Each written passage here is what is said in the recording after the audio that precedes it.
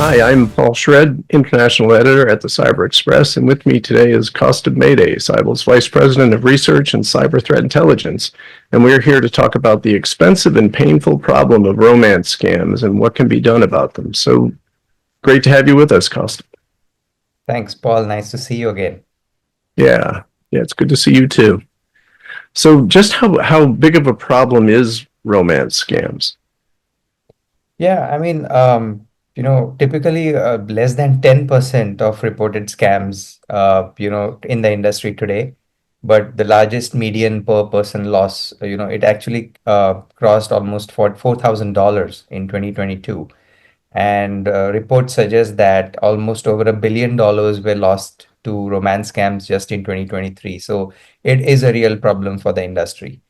And the consequences can go beyond the urgent send me money requests to include identity theft, infection of endpoint devices with malware, blackmail. So it's a very painful way to get scammed because it also ends in heartbreak. And phishing is also a problem at this time of the year because there are a lot of fake websites popping up, typo squatted domains trying to steal your credit card information, and targeting people who are looking at, discounted websites, chocolate dating apps, and stuff like that. So yeah, I mean, it's a real industry problem. Yeah, yeah, boy, it definitely has to hurt when you find out at the end that it's a scam too. That's a double sting in a way. So, is there any type of a victim profile? Are there certain people who tend to fall for this more than others? Yeah, I think it's mostly to do with people who are lonely. Most of the seniors who are not that tech savvy, they generally tend to be prone to romance scams. But again, this scam, anyone who is interested in getting in a digital relationship typically could fall prey to these kinds of scams, and any income level, any age. Anyone accessing a dating app, becoming too friendly on social media accounts, anyone with a messaging app or a text app, all are likely to get targeted. And there have been studies, in fact, which say that almost 70% of women victims are targeted, and fraudsters generally present themselves as white European or US based males. And a few studies have traced a lot of these attacks to originate from Western African countries. And the scammer could literally be anyone, including your next door neighbor. And also, Facebook and WhatsApp are one of the most preferred platforms for these types of scams. Wow. Yeah, you raised a good point with dating apps because that's a place where people expect to meet people, and they're kind of in a place where they could get hit by a scam easier even. So I would assume that dating apps are possibly really ripe for this kind of thing. Um, what are the warning signs of a scam? How do they typically start and progress? Yeah, there are several red flags actually to watch out for when you are in a online relationship. And the first thing is to do with the background of this person. So they might just say that they are living, working overseas, but they never really tell you all the details which typically add up.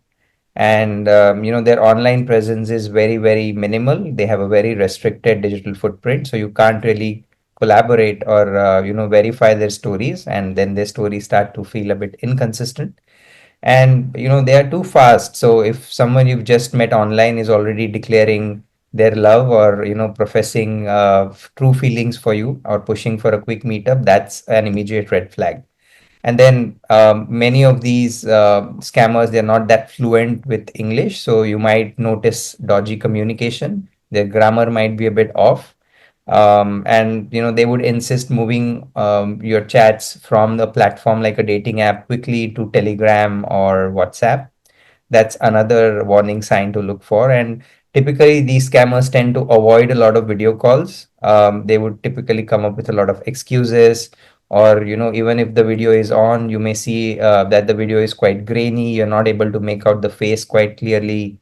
And you should be wary if they ask for money because especially through these scams, they are quickly pivoting to cryptocurrency gift card scams.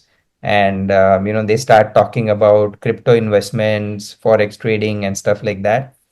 And many of the times, when scammers tend to exchange their pictures, these pictures are often doctored or morphed, even AI generated, and they may be taken in settings which are too glamorous, and so which might not be that real. And yeah, I mean, these are some of the warning signs that you should look for when you are getting into a digital online relationship. Yeah. So, what are some things people can do to protect themselves? Obviously, look for things that move too fast. If someone asks for money, that's another warning sign. What are the things they can do Yeah. to stay Yeah, safe? I mean things like immediately a friend request, progressing quickly into a very fast relationship, the person not being able to meet in person or trying to avoid it, or creating a sudden emergency asking for financial help. But yeah, I mean, just becoming aware of these schemes and watching out for all the red flags that we just discussed. Also setting social media settings to private, trying to reduce your profile visibility to unknown people who could target you. Staying away from people who send you friend requests but you don't know them. Trying to be a bit more curious and trying to do reverse image searches of photographs, trying to see if the details which the scammer is or the person is sending you, is it true or not. Trying to check all the background information. Watch out for money requests. People asking for bank transfers, gift cards, reloadable debit cards, and stuff like that. So just avoid sending any money or sharing any private or intimate information digitally with the person you haven't really met in real life. That I would say is the single most important mechanism to prevent yourself from getting into a scam. Yeah. I really like the thought of the image search too, because I bet you would probably see the same face in 100 different places with 100 different names if it's a scam. So it would probably stand out easily. That's right. Yeah. Yeah. So will AI make this problem even worse? Can voice and video fakes get to the point that more people fall for this or basically any kind of scam? Yeah, I think AI and deep fakes, are posing a real problem, for law enforcement, and very, very difficult to counter, in the current situation we are in, with the current pace of advancements that we are seeing in AI, especially where scammers are easily able to spin up synthetic identities. They could use AI tools to create an entirely fabricated persona which doesn't exist. This includes creating realistic profile images, pictures using deep fake or AI image generators, and then also even using deep fake audio to generate voices, which can mimic the real human speech and mimic the lip movement, so it becomes very difficult to track. We've also seen automated chatbots powered by AI being used in the industry, to carry on engaging two-way conversations with people, and sometimes these can be so realistic. I mean, the chatbots can really carry on emotional conversations, emotionally charged conversations, and making the scammer seem so attentive and genuine without requiring a constant human oversight. So and nowadays AI can also help you craft a lot of convincing stories, creating detailed backstories as well, so which lend credibility to the scammer's identity, because AI tools can literally pull large amounts of data from across your various social profiles, and they can tailor these systems to really resonate with your potential victims, and appeal to their emotional side. So yeah, I mean, I think that's a real threat. AI deepfake audio definitely is going to we are going to see a lot of these technologies being used more effectively in these types of scams.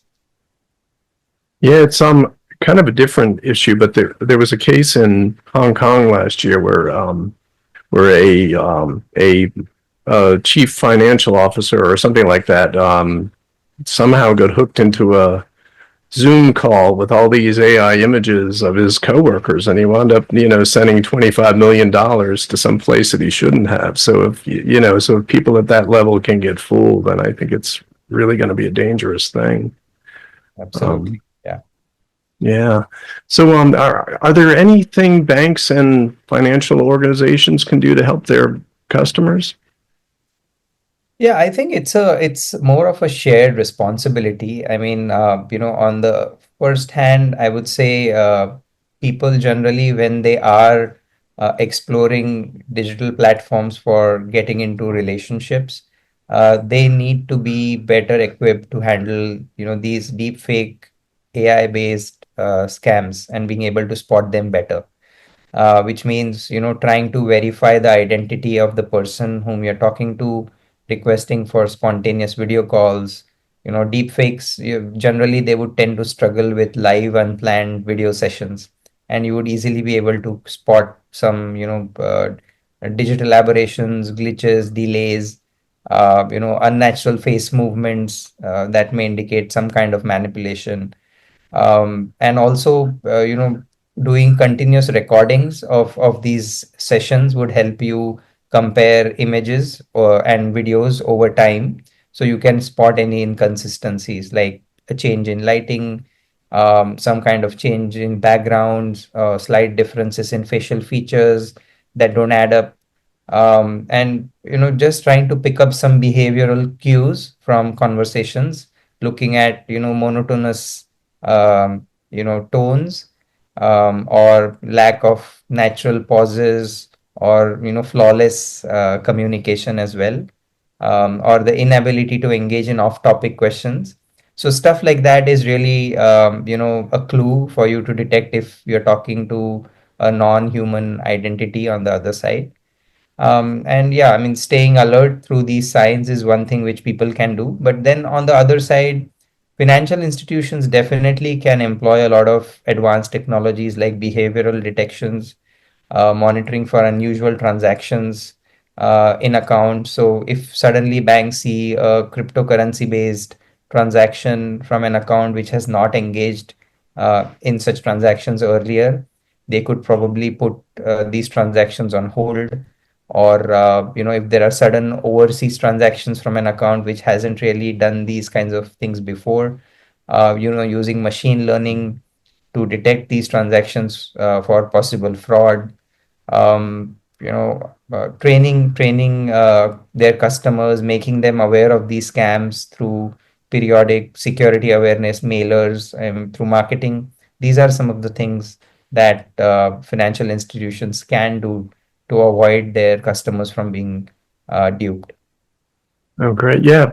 They've gotten really good at monitoring for fraud too. So that's definitely an area that they could help out. So um, anyway, thank you so much for your time and insights. Kostub, our guest has been Kostub Mayday, Cybel's Vice President and Research of Cyber Threat Intelligence. And be sure to check out Cybel's many tools that can help with scams and deep fakes. Thank you so much for your time. Thanks, Paul. Pleasure.